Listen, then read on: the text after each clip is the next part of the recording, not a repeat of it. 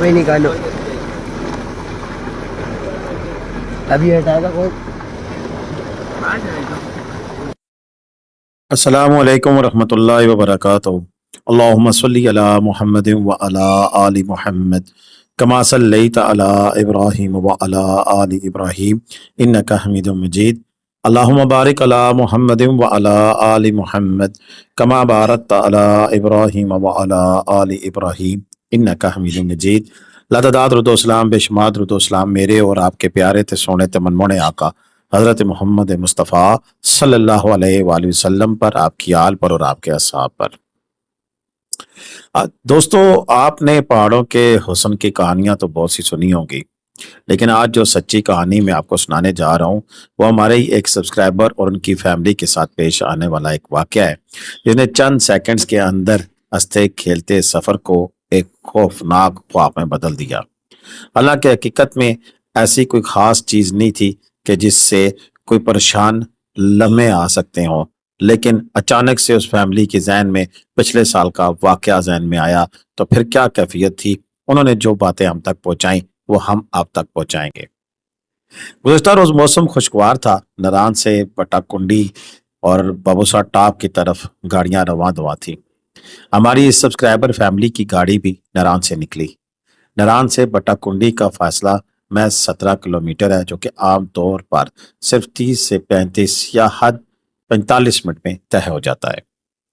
गाड़ी में बच्चे हंस रहे थे, फैमिली खुश थी और खूबसूरत मौसम के बारे में बातें की जा रही थी। स्टार्टिंग में मैंने जो क्लिप भेजा है उसके साथ ही वो तकरीबन गालबन ये 3 से 4 बजे का वक्त था जबकि ये नारान से निकले हैं, यानी कि अच्छी खासी रोशनी में ये वहां पहुंचे थे। और उसके बाद की आप क्लिप आप सामने देख लें कि रात के अंधेरे में भी ये उन्हीं के भेजे हुए क्लिप्स हैं। और किसी के वहम गुमान में भी नहीं था कि अगले चंद मिनटों में कुदरत इनके सामने क्या मंजर लाने वाली है।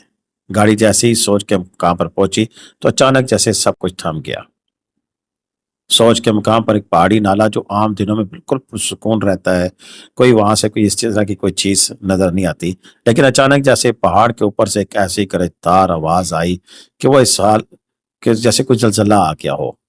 हमारे सब्सक्राइबर बताते हैं कि वो इस हौलनाक मंजर के बिल्कुल नैनी शायद थे कि जब वहां पर वो पत्थरों का सैलाब आया। उन्होंने अपनी आंखों से देखा कि इस छोटे से नाले में पानी नहीं बल्कि पत्थरों का एक पूरा सैलाब बिखरे हुए शेर की तरह नीचे आ रहा था। बड़े बड़े भारी पत्थर, मिट्टी और मलबा सड़क की तरफ तेजी से बढ़ रहे थे। हम जहां रुके हुए थे वहीं पे गाड़ी को ब्रेक लगाई और उस जगह से वापस पीछे की जानिब चल पड़े। कुछ ही दूर जाके हमने जब गाड़ी खड़ी की तो थोड़ी ही देर बाद गाड़ियों की लंबी कतारें लग गई और हम वहीं मैसूर होकर रह गए। जिस सड़क का वो हिस्सा जहां से उन्होंने गुजरना था सेकंडों में मलबे तले दब गया और अचानक से ऐसे पता लगने लगा कि जैसे ये सड़क आगे पहाड़ी के पास जाकर खत्म हो गई है और फिर आगे जाने का रास्ता अब खत्म हो चुका है। दाईं तरफ बुलंद बाला पहाड़ था जहां से पत्थर गिर रहे थे और बाईं तरफ गहरी खाई थी और आगे सड़क बंद हो चुकी थी। वो बिल्कुल बीच में फंस चुके थे। शुक्र खुदा के कि कोई जानी नुकसान नहीं हुआ, कोई माली नुकसान भी नहीं हुआ, कोई गाड़ी नहीं आई इसकी ज़ात में, कुछ और ऐसा नहीं हुआ कि जिससे कोई ख़ास खबर बनाई जा सके। लेकिन जो खौफ उस वक्त वहाँ फैला उसने सबके खून जमा दिए। मेरे सब्सक्राइबर बताते हैं कि उनकी फैमिली के जहन में बस वही ख्याल था कि जैसे शायद वो वक्त आ गया कि पिछले साल जैसे बाबू सर के मुकाम पर एक सयाह फैमिली के साथ जो वाक़या पेश आया था, जिसमें गाड़ी भी गई, बच्चे भी गए और काफ़ी सारी कीमती जानों का नुकसान हुआ और मलबे तले कई गाड़ियां दब गई थी। लेकिन अल्हम्दुलिल्लाह यहाँ ऐसा कुछ नहीं हुआ, क्योंकि स्टार्टिंग में जो हमने वीडियो आपको दिखाई है वैसे ही आहिस्ता आहिस्ता वो आएंगे, जो पत्थर आते गए, मड स्लाइड आती गई और धीरे धीरे उसने पूरी रोड को अपने कब्जे में ले लिया। वक्त गुजर रहा था और अब इम्तिहान दूसरा शुरू हुआ कि गाड़ी जहां पर पीछे ये लेके आए थे, ये सोच में सरीन रिजॉर्ट से थोड़ी पीछे और डर और खौफ के मारे गाड़ी लेके आ गए थे। असल जगह तो ये थी जहां से अब ये गाड़ी गुजरी है और ये गाड़ी 4 घंटे के बाद उनकी यहाँ से गुजरी। एक ऐसा रास्ता जहां 35 मिनट में सफर खत्म होना था वह जिंदगी जैसे रुक गई थी। 1 घंटा गुजरा, 2 گھنٹے گزرے اور دیکھتے ہی دیکھتے 4 گھنٹے بیت گئے۔ گاڑی تھی کہ تھوڑی سی چلتی اور پھر رک جاتی، اور گاڑی کے اندر ہمارے سبسکرائبرز کے معصوم بچے بھی موجود تھے۔ باہر کی گرجدار آوازیں، پہاڑ سے گرتے پتھر اور چاروں طرف پھیلی بے یقینی نے بچوں کو پوری طرح ڈرا دیا تھا۔ بچے سہم کر اپنے والدین سے لپٹ گئے اور بار بار پوچھ رہے تھے کہ پاپا ہم گھر کب جائیں گے، یہ راستہ کب کھلے گا۔ انہوں نے بٹا کنڈی میں ایک ہوٹل میں بکنگ کرا رکھی تھی اور وہیں پر انہوں نے جانا تھا۔ ایک طرف بچوں کو دلاسا دینا اور دوسری طرف خود اندر سے خوفزدہ ہونا، یہ ایک باپ اور ماں کے لیے سب سے مشکل وقت ہوتا ہے۔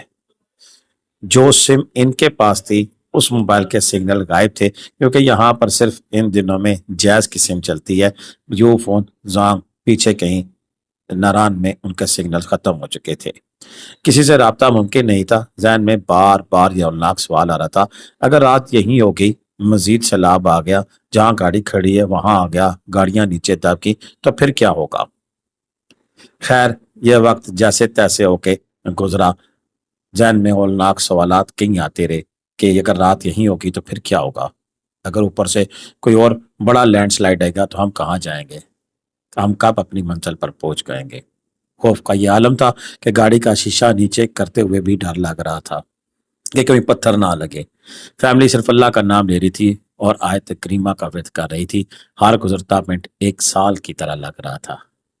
تقریباً 4 گھنٹے اس اذیت اور خوف میں گزارنے کے بعد مقامی لوگوں اور انتظامیہ کی کوششوں سے سڑک کو پیدل چلنے یا گاڑیوں کے لیے جزوی طور پر بحال کیا گیا۔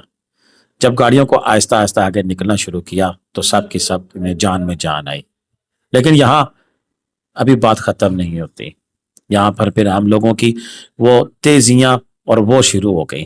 آپ دیکھ سکتے ہیں کہ یہ وہ مرحلہ تھا کہ جب ہم اس پوری فٹیک سے، اس پوری پریشانی سے گزر کر پٹا کنڈی کی طرف آزادانہ موو کرنے کے قابل ہوئے تھے کہ ایسے میں جو ہمارے پیچھے یا ساتھ والی جو لائنیں تھیں وہ 3 لائنیں بن چکی تھی، اور یہ ابھی بڑی مشکل سے آپ کو ایک لائن نظر آ رہی ہے۔ جیسے ہی ہم سٹارٹنگ یا اینڈ پوائنٹ سے تھے تو ایک دم سے کافی زیادہ لوگوں کی جلدی کی کوشش میں راستہ مزید دشوار لگنے لگ گیا تھا۔